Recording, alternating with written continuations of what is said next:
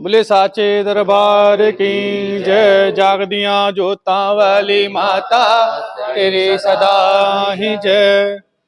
सबसे पहले आप माँ कोठी वाली देवी मंदिर में आए हैं सभी पत्रकार, सभी का भव्य स्वागत है। और जैसा कि आप जानते हैं, शहर का ये बड़ा ही प्राचीन मंदिर है, महाभारत काल समय का। और उसके बाद भाई उदय सिंह ने इसकी उजागर किया इस मंदिर को, उसके स्वप्न में महारानी दर्शन दिए। और फिर हमारे जो विद परदादा जी थे उनको यहाँ उन्होंने अपना पुरोहित बना के इस मंदिर में बिठाया आज से 200 वर्ष पहले। और इस मंदिर में इसी प्रकार विशेष पूजा अर्चना होती आ रही है। भव्य भंडारे इस मंदिर में लगते हैं। और पहली बार हमारे पूरे शहर में पहली बार श्री महालक्ष्मी यंत्र की प्राण प्रतिष्ठा है, जिसको श्री विद्या यंत्र भी बोला जाता है। और जो श्री विद्या यंत्र है, इस यंत्र में एक बिंदु जो है, बिंदु से शुरू होती है एक बात, जो शक्ति स्वरूपा महारानी है, जो माँ अखिल ब्रह्मांड की महानायक माँ भुवनेश्वरी है, श्री जो लक्ष्मी स्वरूपा है, श्री विद्या है, त्रिपुर सुंदरी माँ है, उसने इस जगत को बनाया है। और इस यंत्र की प्राण प्रतिष्ठा है, जिसकी महिमा में भगवान शिव और शक्ति, भगवान विष्णु, ब्रह्मा आदि सब देवता इस यंत्र में विराजमान हैं।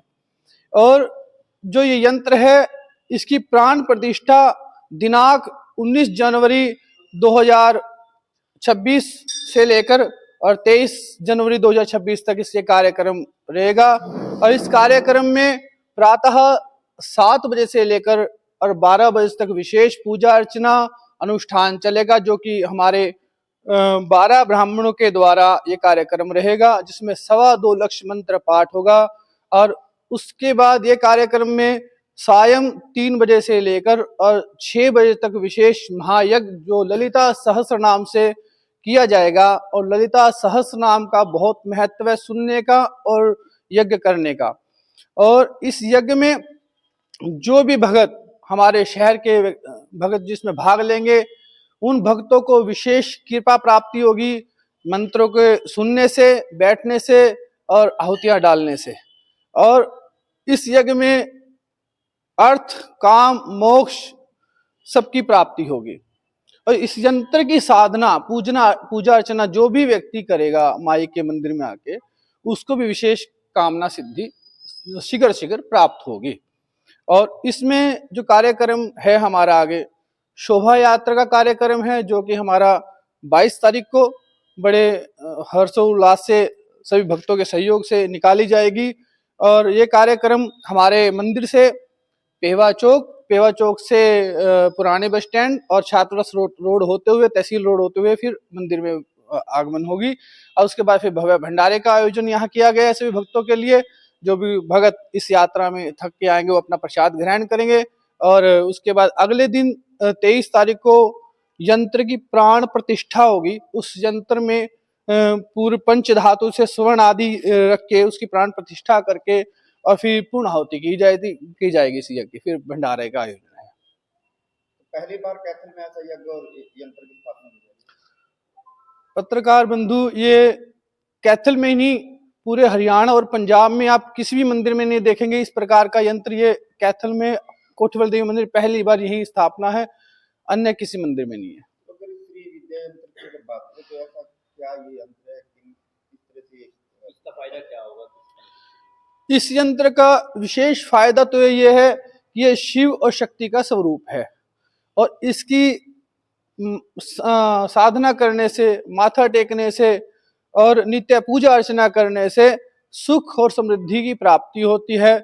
हम लोग को एक सही रास्ता महारानी दिखाती है शक्ति स्वरूपा, और हमारे स्वास्थ्य और आध्यात्मिक उन्नति हमें मिलती है। तो कहाँ से लेके आए ये बुलवाया है या कहाँ से? ये स्पेशली हमने ये हैदराबाद से ये यंत्र को बनवाया है और वहीं से इसको मंगवाया है। वैसे बात करें तो ये साउथ साइड में ज्यादा यंत्र को स्थापित जी, मैं यदि पूजा अर्चना की बात करूं तो हमारे यहाँ से ज्यादा पूजा पाठ हमारे साउथ एरिया में होता है, जहाँ लोग बहुत भक्ति भाव से पूजा अर्चना में लगे रहते हैं। तो वहाँ पे इसलिए उस यंत्र को महत्व सबको पता है। तो ऐसे ही हमें इस यंत्र का महत्व तो पता है, तो भी इसी यंत्र को तभी करके स्थापित करवा रही है। हाँ, वैसे तो ये जो यंत्र है, यंत्र भी माँ का जो स्वरूप है वो भी एक यंत्र ही माना जाता है। उसमें भी अंगों की पूजा अर्चना होती है, माँ के सभी अंगों की पूजा होती है।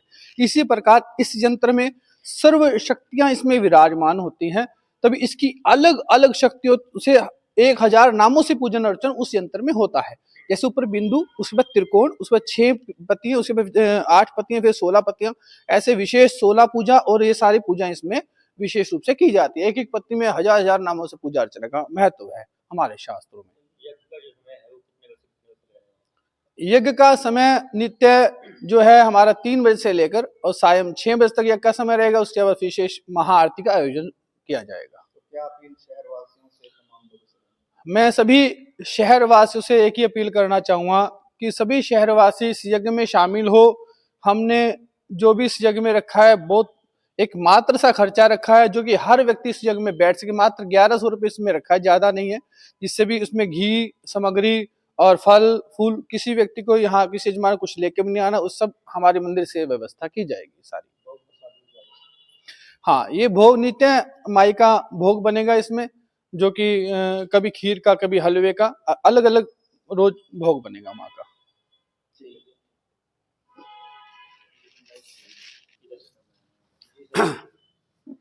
बताएं क्या कुछ कहना चाहेंगे कार्यक्रम? कैथल शहर में पहली बार श्री विद्या यंत्र प्राण प्रतिष्ठा हो रही है।